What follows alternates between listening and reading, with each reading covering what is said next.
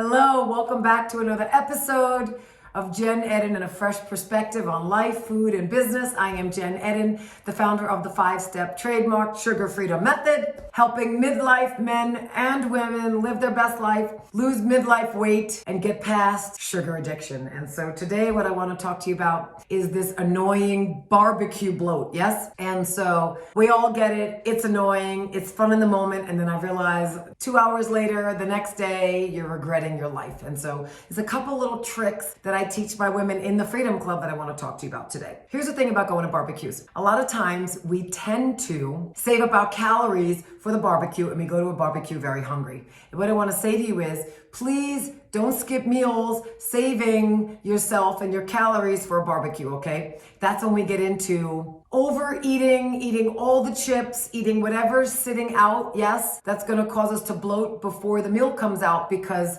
we are starving. So number one, let's not go to barbecues hungry. Let's make sure we eat. If it's breakfast and there's a barbecues at lunchtime or there's a barbecue at night, definitely eat breakfast and lunch.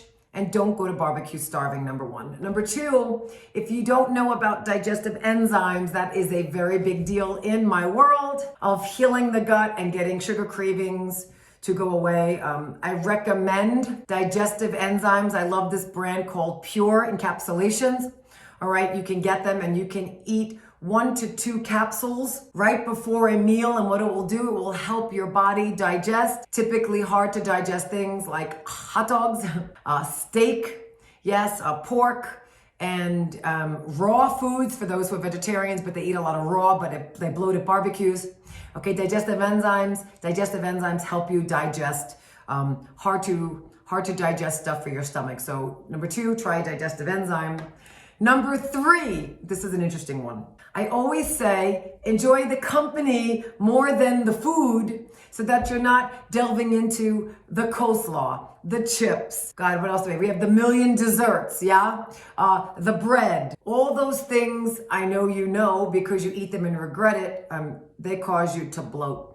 So I always say focus on the vegetables, focus on the protein that you want to eat and enjoy. And number 3, focus on the company. So you're not going to food for enjoyment. I know this is a concept for many, and you're enjoying the company.